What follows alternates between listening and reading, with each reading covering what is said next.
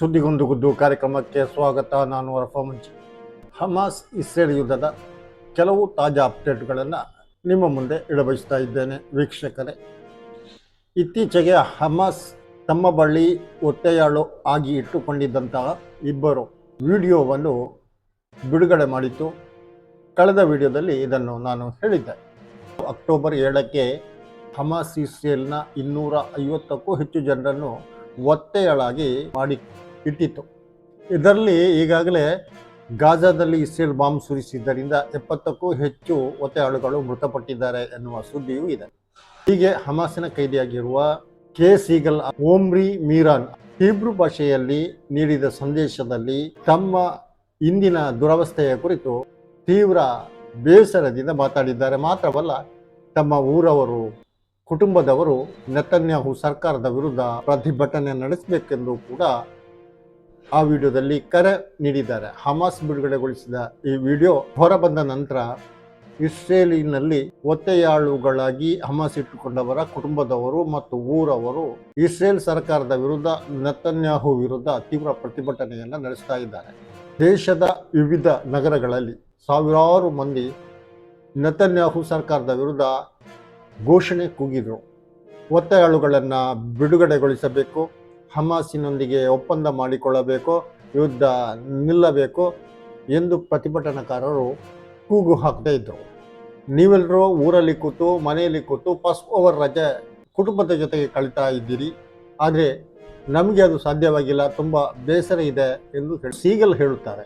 ಅದೇ ವೇಳೆ ಓಮ್ರಿ ಮಿರಾನ್ ಅವರು, ನಾವು ಇಲ್ಲಿ ಉಸಿರು ಬಿಗಿ ಹಿಡಿದು ಬಗ್ತಾ ಇದ್ದೇವೆ, ಜೀಸ್ತಾ ಇದ್ದೇವೆ, ಯಾಕೆಂದರೆ ಬಾಂಬು ನಿರಂತರ ಸುರಿತಾ ಇದೆ, ಯಾವಾಗ ಜೀವ ಹೋಗ್ಬೋದು ಎನ್ನುವ ಖಾತ್ರಿ ಇಲ್ಲ ಎಂದು ಆತಂಕವನ್ನು ವ್ಯಕ್ತಪಡಿಸಿದ್ದಾರೆ. ಜೊತೆಗೆ ಒತ್ತೆಯಾಳುಗಳ ಬಿಡುಗಡೆ ಕೋರಿ ಜನರು ಪ್ರತಿಭಟನೆ ನಡೆಸಬೇಕು ಎಂದು ಹೇಳಿದರು. ಈ ವಿಡಿಯೋ ಹಮಾಸ್ ಹೊರಬಿಟ್ಟ ನಂತರ ಇನ್ನೊಂದು ವಿಡಿಯೋವನ್ನು ಹಮಾಸ್ ಹೊರಬಿಡುತ್ತದೆ. ಹರ್ಷ್ ಗೋಲ್ಡ್ಬರ್ಗ್ ಪೊಲಿನ್ ಎಂಬ ಯುವಕನ ವಿಡಿಯೋ ಇದು. ಆತ ನೇರವಾಗಿ ನೆತನ್ಯಾಹು ಅವರಿಗೆ, ನಮ್ಮನ್ನು ಬಿಡುಗಡೆಗೊಳಿಸಲು ಸಾಧ್ಯವಾಗದಿದ್ದರೆ ಪ್ರಧಾನಿ ಸ್ಥಾನಕ್ಕೆ ರಾಜೀನಾಮೆ ನೀಡಿ ಮನೆಯಲ್ಲಿ ಕುಳಿತುಕೊಳ್ಳಬೇಕೆಂದು ಹೇಳಿದ್ದಾನೆ. ನಮಗೆ ಇಸ್ರೇಲ್ ಸರ್ಕಾರ ನಮ್ಮನ್ನು ಕೈ ಬಿಟ್ಟಂತೆ ಅನಿಸ್ತಾ ಇದೆ. ನೀವೆಲ್ಲ ಕುಟುಂಬದ ಜೊತೆ ಕೂತು ಔತಣ ಮಾಡುವಾಗ ನಾವು ನೀರು, ಆಹಾರ, ಬೆಳಕು ಇಲ್ಲದೆ ಭೂಗರ್ಭ ನರಕದಲ್ಲಿ ಕೇದಿಯಾಗಿದ್ದೇವೆ. ನಮ್ಮ ಕುರಿತು ನೀವು ಚಿಂತಿಸಬೇಕು, ಯಾಕೆ ಚಿಂತಿಸ್ತಿಲ್ಲ? 200 ದಿವಸಗಳಿಂದ ನಮ್ಮನ್ನು ನಿರ್ಲಕ್ಷಿಸಿದ್ದೀರಿ, ಇದಕ್ಕೆ ಸ್ವಯಂ ನೀವೇ ನಾಚಿಕೆ ಪಡಬೇಕು ಎಂದು ಹರ್ಷ್ ಗೋಲ್ಡ್ಬರ್ಗ್ ಪೊಲಿನ್ ಹೇಳುತ್ತಾರೆ. ಹಮಾಸ್ ಬಿಡುಗಡೆಗೊಳಿಸಿದ ವಿಡಿಯೋದ ನಂತರ ಒತ್ತೆಯಾಳುಗಳನ್ನು ಕರೆತರಬೇಕು, ಯುದ್ಧ ನಿಲ್ಲಿಸಬೇಕು ಎನ್ನುವಂಥ ಕೂಗು ಇಸ್ರೇಲ್ನೊಳಗೆ ಬಹಳ ಜೋರಾಗಿ ನಡೀತಾ ಇದೆ. ಈ ಒತ್ತಡದ ನಡುವೆ 40 ಖೈದಿಗಳನ್ನು ಬಿಡುಗಡೆಗೊಳಿಸಬೇಕೆಂದು ಕತಾರ್ ಮತ್ತು ಈಜಿಪ್ಟ್ನ ಸಹಾಯದಲ್ಲಿ ಹಮಾಸ್ನೊಂದಿಗೆ ಯುದ್ಧ ವಿರಾಮ ಚರ್ಚೆಗೆ ಇಸ್ರೇಲ್ ಮುಂದಾಗಿತ್ತು. ಅದನ್ನು ಹಮಾಸ್ ನಿರಾಕರಿಸಿತು ಮತ್ತು ಆನಂತರ 20 ಖೈದಿಗಳನ್ನಾದರೂ ಬಿಡುಗಡೆ ಮಾಡಬೇಕು, 6 ತಿಂಗಳ ಯುದ್ಧ ವಿರಾಮ ಮಾಡಬೇಕು ಅನ್ನುವಂಥ ಬೇಡಿಕೆಯನ್ನು ಮತ್ತೆ ಇಸ್ರೇಲ್ ಇಟ್ಟಿತ್ತು. ಅದನ್ನು ಕೂಡ ಹಮಾಸ್ ಒಪ್ಪಿಲ್ಲ. ಗಾಜಾದಲ್ಲಿರುವ ಎಲ್ಲ ಸೈನಿಕರನ್ನು ಇಸ್ರೇಲ್ ವಾಪಸ್ ಕರೆಸಿಕೊಳ್ಬೇಕು, ಗಾಜಾಕ್ಕೆ ಪೂರ್ಣ ಅಧಿಕಾರ ನೀಡಬೇಕು. ಇದು ಹಮಾಸ್ ಇಸ್ರೇಲ್ನ ಮುಂದಿಟ್ಟಿರುವ ಬೇಡಿಕೆಯಾಗಿದೆ. ನೆತನ್ಯಾಹು ಈಗ ಇಕ್ಕಟ್ಟಿನಲ್ಲಿ ಸಿಲುಕಿದ್ದಾರೆ. ಯಾಕೆಂದರೆ ಜನರ ಬೇಡಿಕೆ ಹಮಾಸ್ನೊಂದಿಗೆ ಒಪ್ಪಂದ ಮಾಡಬೇಕು ಎಂದಾದರೆ ಸರ್ಕಾರದಲ್ಲಿ ಕೂತಿರುವ ಅವರ ಮಿತ್ರ ಪಕ್ಷಗಳು ಹಮಾಸ್ನೊಂದಿಗೆ ಒಪ್ಪಂದ ಮಾಡಿಕೊಳ್ಳಲು ಸುತರಾಂ ಸಿದ್ಧ ಇಲ್ಲ. ಯಾಕಂದರೆ ಇತ್ತೀಚೆಗೆ ಟೆಲ್ ಅವೀವ್ನ ರಮಲ್ಲಾದಲ್ಲಿ ರಸ್ತೆ ಅಪಘಾತದಲ್ಲಿ ಗಾಯಗೊಂಡಿದ್ದ ರಾಷ್ಟ್ರೀಯ ಸುರಕ್ಷಾ ಸಚಿವರು ಕೂಡ ಆಗಿರುವ ತೀವ್ರ ಬಲಪಂಥೀಯ ಪಾರ್ಟಿಯ ನಾಯಕ ಇಟಮರ್ ಬೆನ್ ಗ್ವಿರ್ ಎಕ್ಸ್ನಲ್ಲಿ ಪೋಸ್ಟ್ ಹಾಕಿ ಹೇಳದೆ ಕೇಳದೆ ಯುದ್ಧ ವಿರಾಮಕ್ಕೆ ನೆತನ್ಯಾಹು ಸಿದ್ಧರಾದರೆ ಸರ್ಕಾರ ಉಳಿಯೋಲ್ಲ, ಸರ್ಕಾರ ಬೀಳುತ್ತೆ ಅನ್ನುವಂಥ ಎಚ್ಚರಿಕೆಯನ್ನು ಕೂಡ ನೀಡಿದ್ದಾರೆ.